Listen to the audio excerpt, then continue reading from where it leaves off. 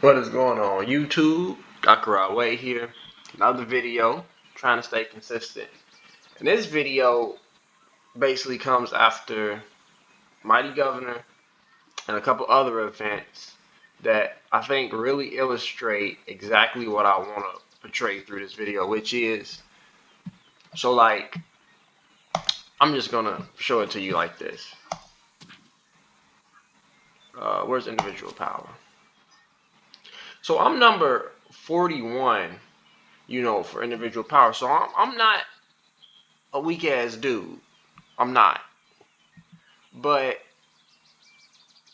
truth be told is I'm not as powerful and as intimidating as I should be, right? Because you got guys that just have, like, even though I'm 41, the top dude has almost 4 times the amount of power that I have.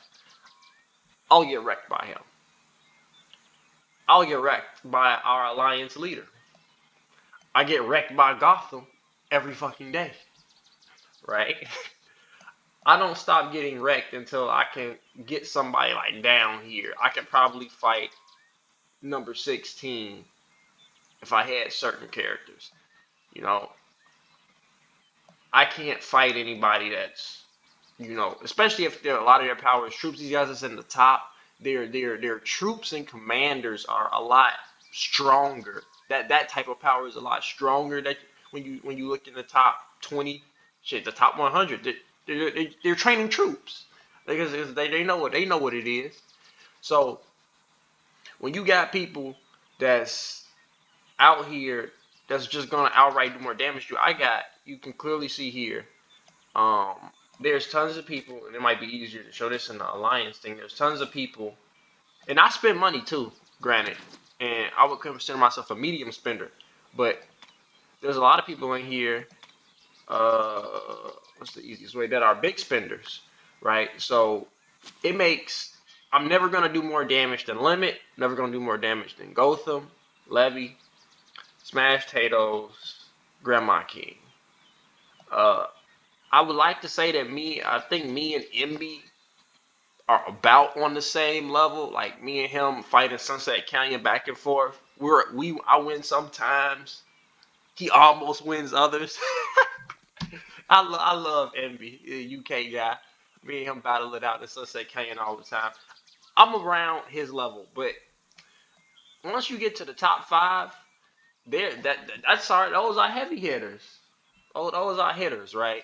So because we got 5 hitters, in my opinion, it's 5 people that's above me, 5 hitters, right?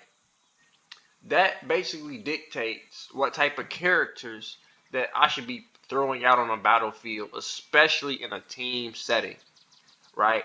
And the reason why I'm saying this in terms of me, because if I'm at 2 million power, okay, and the game, this server ain't been out that long, 14 days. I don't even think it's been 14 full days on this one because I jumped. It's more like 10 days, right? I'm not a pushover, but let me show you. The characters that I'm using are still oriented towards support for the most part, right? The thing that I'm going to be using in the open field primarily is going to be Ethelflad primary with Jonah Art secondary. And the reason why I'm doing that is because, for one, somebody has to do it. And I think having somebody that's not your heavy hitter doing it, but somebody who, has a little bit of power to their name helps because their troops won't get destroyed on the battlefield, like not as bad as, let's say, somebody with just a melee power, right now. So the reason why you want to go this combo, and I think this combo specifically is really good in the early game and beyond, honestly, is because the things that I'm doing in the open field don't really have much to do with how many troops I bring, the tier of the troops, and how big my army is. I don't care about my tech, you know, none of that. It's because it's percentage based debuffs and buffs. So you know, I can hit up to 5 targets and I can reduce their attack, defense, and health by 30%. especially that health debuff. That health reduction specifically is huge. The attack and not so much. The defense that matters, and then the health is just like what the fuck. Like a lot there's very limited options for you to actually get increased health. There's not too many options. That's like one of the stats that's not increased as much. So when you nerf that, oh my god, you really feel the 30%, right? She slows down cavalry and other units' march speed, so motherfuckers can't get away, right? And then she does a little bit of damage, whatever. And then when you expertise her after like 200 and something fucking days, you'll get extra damage when they're slow. And then like, especially coming from the support tree, you get the rejuvenate, so you can fire off skills a lot. There's some good stuff in here to reduce your skill damage. This thing here makes it so you take less skill damage, and this thing here makes it so you can slow enemies, right? So then I do want to get to this because that gives me extra defense. Whatever. Arm to the teeth is good. Fresh recruits is good. So I mean, like, this is my primary open field person. Like, I mean, I guess you could say, oh, she's supposed to do barbs, but it's like she has a lot of good stuff other than barbs, right? By the same fucking token, right? This active skill is insane to me. You increasing the stats of all the units, and nobody's bringing sieges to a fight. You're restoring hella rage, right? And oh man, God forbid you expertise this this girl. Oh my god, force for 4 seconds, right? Increase stats. It's not just one person. You're not just increasing your stats. You're increasing your team stats, right? You're generating a whole bunch of rage, 200 rage over 4 seconds. So, you can fire off the skills faster. It's a really dirty combo when you consider how much impact you're having on a battlefield, and it's enabling people that's in your top 5, top 10, your heavy hitters, so to speak, to really do that damage, right? Because honestly, this combo is so powerful. One of them are gonna run it. It's just that simple. And if you could run it at a lower level where it really doesn't make too much of a difference on your damage that you could be doing on the battlefield, then do it, right? And that's the approach that I'm taking in this game because, quite frankly, like, we have 5 big spenders. I'm a medium spender, so yeah, I might do a little bit of damage, but I'm not going to be insane on the battlefield, especially when we talking about a month from now. They're going to be so far ahead of me, it's not even funny. Now, with that being said, like, you still need something. Like, you still got a high garrison, right? You still need somebody defending your city or in the structures. Like, I'm still a R4. I can't be too weak. Let's say nobody on. I need to be able to defend my structures at least, right? So here you go. I have a halfway decent setup, garrison. Just in case, and that's really honestly just in case I'm trying to get on the 40. That's really just in case somebody else isn't online and we need to defend something. I'm trying to have that good and ready to go, right? But other than that, I have fucking farmers, fucking barb hunters, low hard. You see, most of my XP is built around me just trying to get to where I'm trying to get to faster. Level, 25 City Hall. It ain't, Boudica, I'm gonna use her a little bit, as a secondary, but she's mainly for fucking forts. She's gonna be, for barbs and eventually for forts, right? So case in point, if you in the bottom half of your alliance, especially in the early game, the best thing you can do is level up your gatherers and level up like a Jonah Arc, Ethelflad, anybody can fucking get, and just start working towards that, because that combo specifically is so much more impactful. If you got Boudica, she's really good for the same reason. She has the rage reduction, right? So they're using a lot of skills. You got the attack reduction.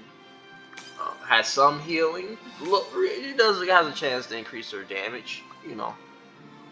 For same thing, Belisarius, right? He has a pretty good debuff. And that's what you want to be doing, like debuffs, buffs. Who else? I'm trying to think of free to play because I know you guys aren't gonna have, There's a combo you can do with Herman L. Cid. I know L. Cid's a legendary, but you can do a crazy combo with their two skills because of the silencing and disarm. Uh, even Pelagius is more damage focused, but he regenerates rage too. He's a cavalry commander. There's nothing wrong with having cavalry. Everybody's gonna have cavalry, right? Even Bars, even though he's attack cities, I mean he has some good stuff. March speed reduction is cool, so they can't get away.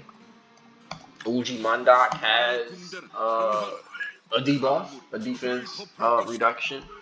So like these are the options you're looking for. But when I see somebody like, oh, they have Julius Caesar, oh, I'm running the Freddy, Martel, oh my God, Mehmed the Second. Anybody that has conquering, that has an ability where you're doing extra damage towards cities, those characters don't even exist to you. They just don't. Right? Most of these kingdoms you barely attack in cities anyway.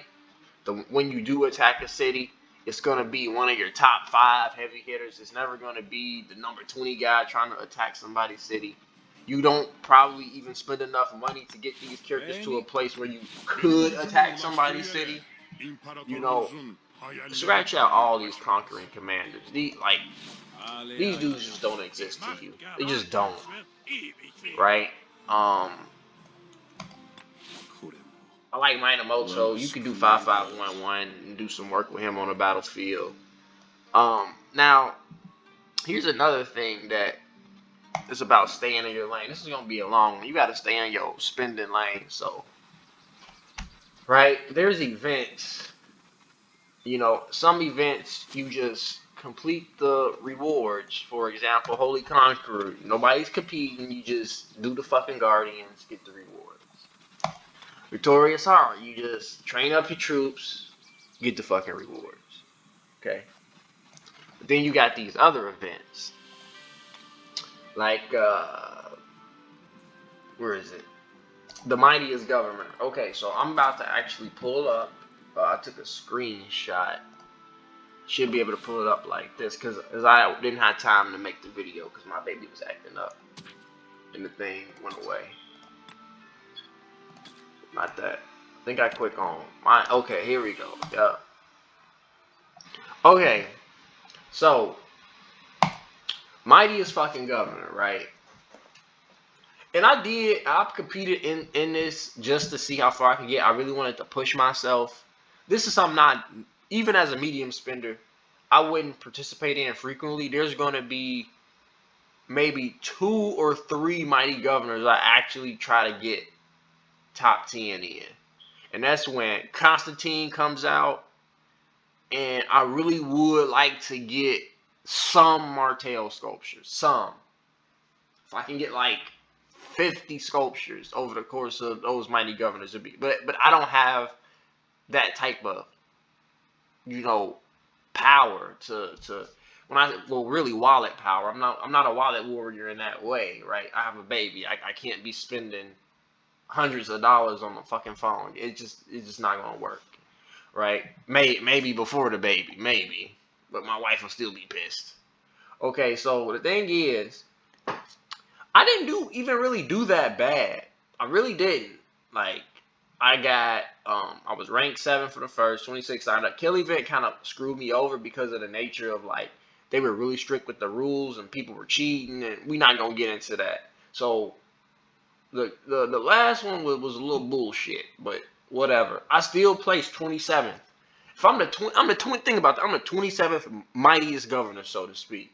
You think you would get something halfway decent for that? You don't, right? Let me show you what you get. Ranked 27, barely missed 25. I was trying to get top 25, ended up fucking missing it, getting 27. And I only got 3 sculptures, 300 gems. This is 14 60-minute speed ups, and then I got resources that really don't even matter. I farm 20 million resources a day already. Like, forget it. It's non-existent. Okay, I get for $3, I get 8 hours worth of speed ups in the Treasury King. That's useless. 3 sculptures? Are you kidding me? And I'm number 27. See, and that's the thing. Like the rewards is just so skewed towards the top, right? That it's like you have to really be shelling out tons of cash anyway to make it very appealing to you.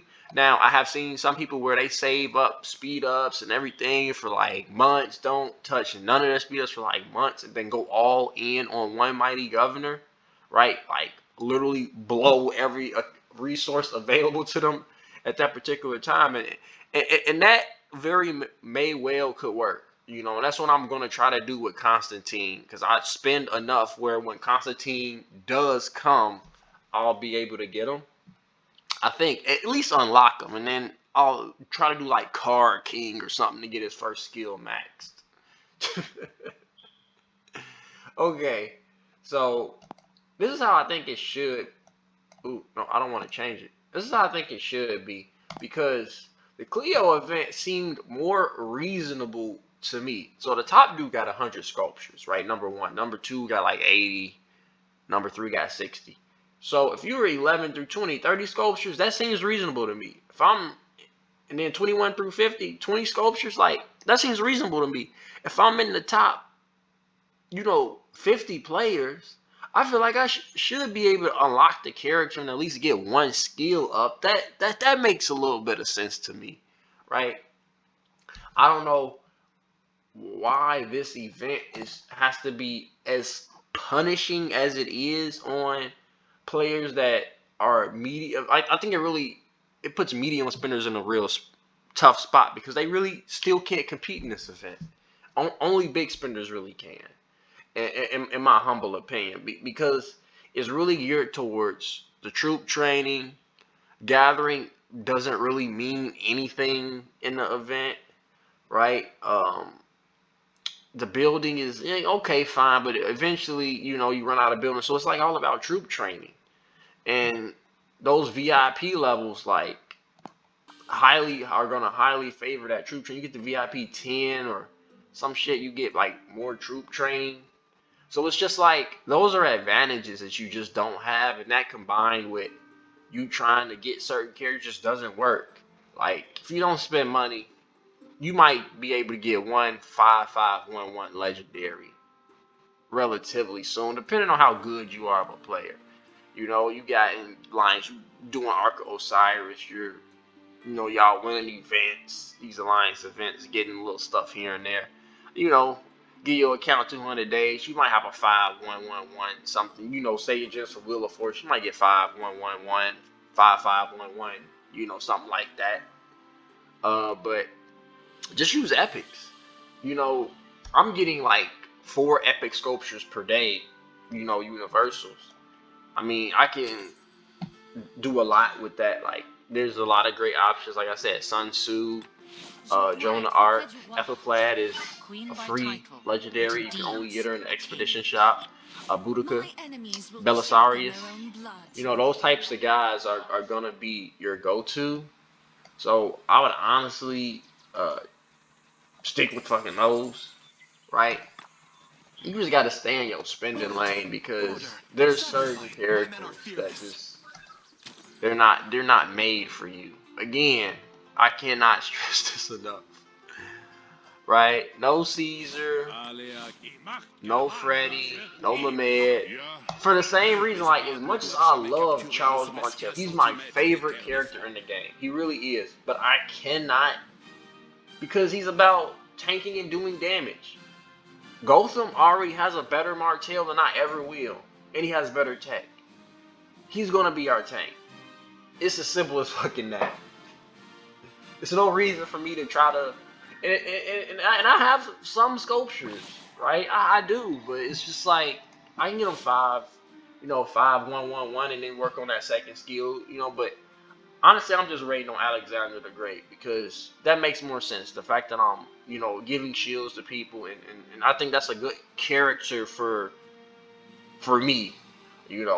Charles Martel is a little bit too much damage. But shit, Alexander the Great does a lot of damage too, low key. But I digress. Right? Stay away from city attacking commanders. You're not even gonna know who this dude is. Um, I think the best thing that free to play players can do if they want to make a super huge impact on the battlefield, save your gems for the Wheel of Fortune for Richard. Right? He has a really cool ability that he can heal a lot. He reduces people's damage and march speed. That's like huge in the open field. If you can get this dude 5-1-1-1, which is honestly pretty good, you could like leave it like that as long as you want to, and then when you get the you know additional sculptures, you need a 200 to unlock the character, and then like 190 to get these first two skills max. You can max these first two skills, and then like chances are you still might not have a full infantry march, but you could just use, you know, Richard at 5511. In fact, my plan is to leave Richard at 5511, right? Because I'm actually going to be trying to expertise YSG and Alexander the Great when they come out. And YSG is about doing damage, but I want him because he's garrison, right? Like I said, at the very fucking least, if nobody's around, I want to be able to defend my city, defend our structures. You know, that's I feel like that's my role. Is I'm backup defense, and I've always played the game like that, and I've always played the open field for support, no matter how much money I spend. Because remember, it don't matter how much money that you spend, and you think that $300 meant some shit. It didn't mean shit because there's motherfuckers out here that's really spending 300 a day. So you never gonna beat those dudes. You just not. No matter how smart you are with your money, they can just purchase. They got too much purchasing power. They're straight wallet warriors. So please, this is a rant video, but take my advice. Don't don't be doing don't be using these characters, man. If I see another Oz, why no, dude? What, you're attacking those cities? I hate to see Arabia. I hate to see Arabian people with, and they're like 700k power. Like, dude, what the fuck are you doing? Like, go China, go France, whatever. Man. Hopefully this made you a better master governor. That's all I'm gonna say on that. See you in the next one.